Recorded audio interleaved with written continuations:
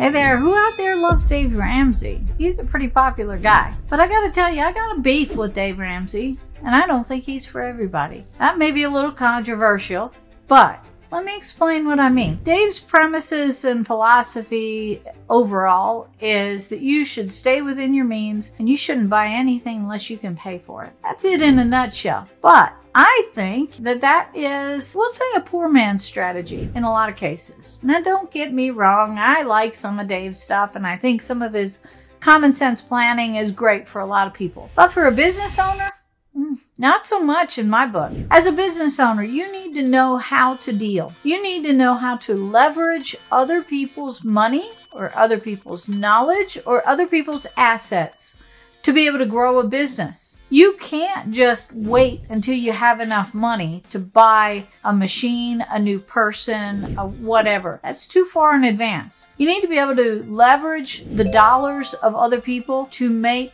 your money. So an example, if I told you, hey, I want to buy a car and it's got $100,000. I have $2,000 to put down and I want to buy this car because it's really cool and I'm going to finance the rest. All right, we all know if we put on our Dave Ramsey hat, he's like, what are you thinking? That's ridiculous. Yes, I think that's ridiculous too, because that car is not going to make you money. Let's flip this on in. Let's say I'm that same business owner and I have the ability to buy a piece of machinery that will help me magnify my sales by 10 times because I can do things 10 times faster, but that piece of machinery is going to cost me $100,000. I have $2,000 to put down and I can finance the rest. Me as an accountant, I'm going to say, let's look at the payback. What's the return on investment on that piece of equipment purchase? All right, if in 2 years you can 10x your sales twice, that will pay for that piece of equipment. That is a way that you should be looking at leveraging dollars. I think that